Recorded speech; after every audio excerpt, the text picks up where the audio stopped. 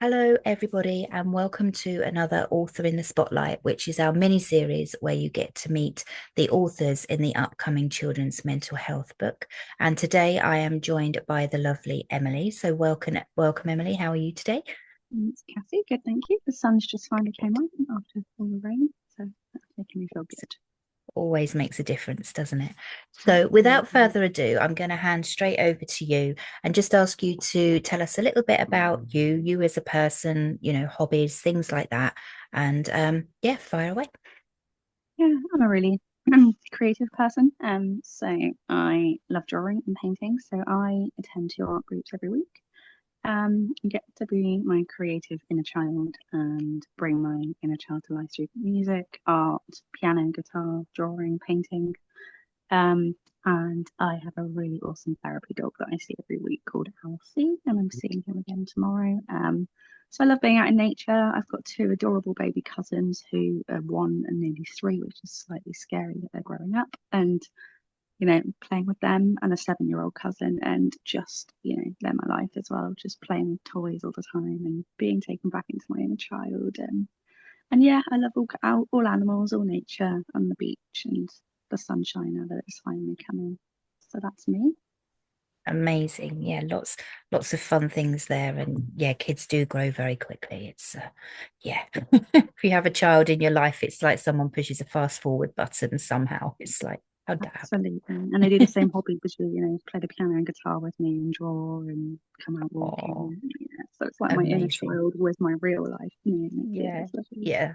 Oh, that's Mm. lovely. And then do you want to just tell us as well a little bit about the work that you do and the reasoning, why you do that? Yeah, got asked the other day, what do I not do? So Yeah, I was the going to work, say, it's a short interview, so I yeah, know the you're work I super do is busy. condensed down.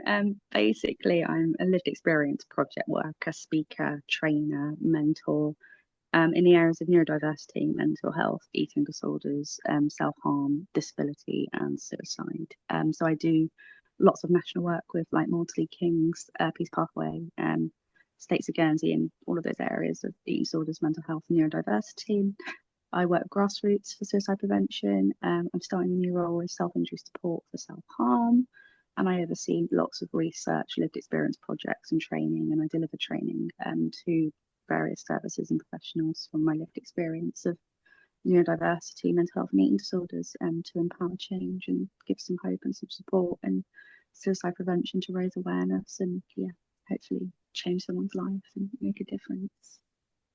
Amazing and such important work. And I always think that there's an extra added element when it's lived experience because Mm.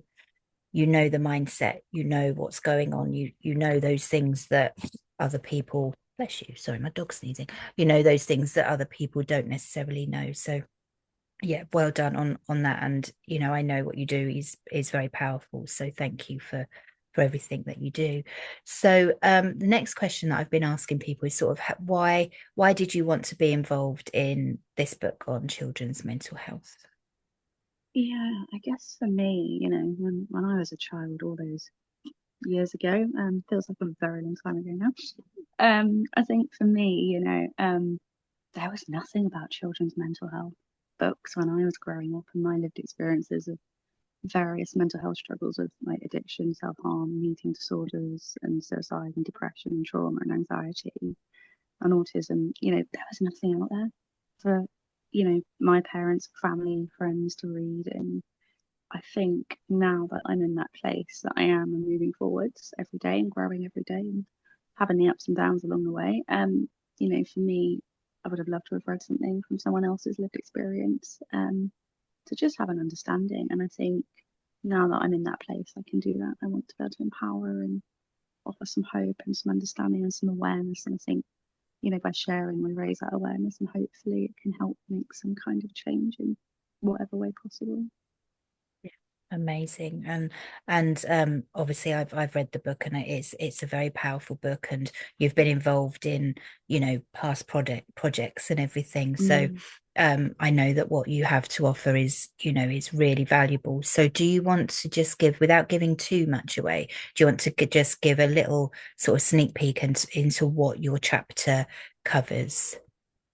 Yeah, it really, like, kind of, without giving too much away, it kind of explores a bit more in depth what we understand about neurodiversity and autism, and then how eating disorders come into it. Because actually, so many people now are being diagnosed with autism before an eating disorder diagnosis, or once they've had an eating disorder diagnosis, and there's just not that understanding there for autism, eating disorders, neurodiversity, and I think it's giving that insight and understanding from that personal and professional experience now, and just giving that awareness that actually, that there can be the right support and treatment and understanding, and that their feelings and thoughts make sense, and they're not something, they're different in their own way, and it's just embracing that diversity and difference and giving an understanding and insight into what someone might experience. Because yes, it's my lived experience.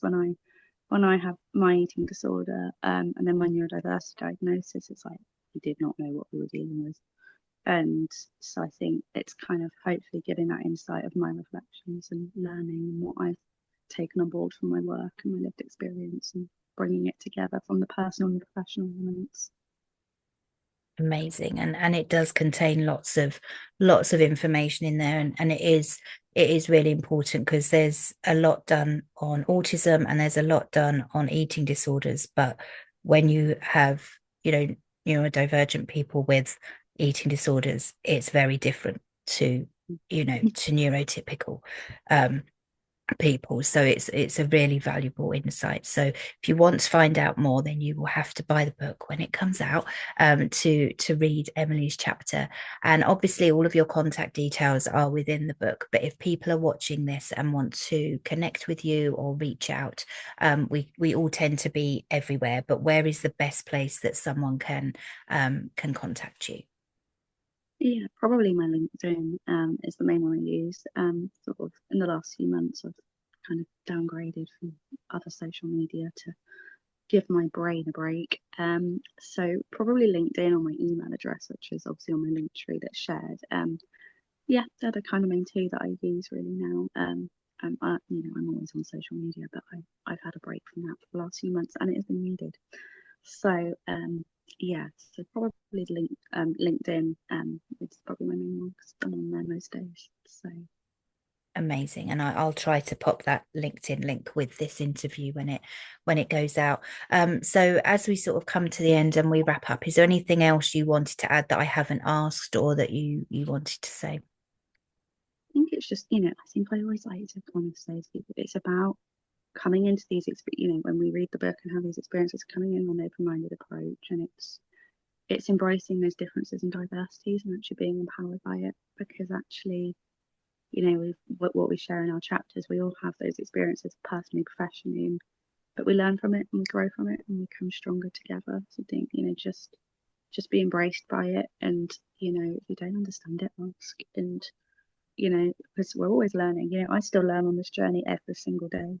I'm still learning from service users that I work with, professionals, parents, carers, services and charities, and never stop learning. And just when you read, it just takes you into another world, and it opens up new insights, and it's learning for you. So just be brave and bold and enjoy the experience of the book. Amazing. Thank you. Thank you for those words, wise words at the end as well. Yeah, every day is a learning day, isn't it? So Yeah. thank you so much, Emily, for your time today. It's been lovely chatting to you. And everybody else, do keep your eyes out for another author in the spotlight very soon, and keep your eyes peeled for the publishing date of when you can purchase the book. But for now, we will see you all very soon. Take care. Bye-bye.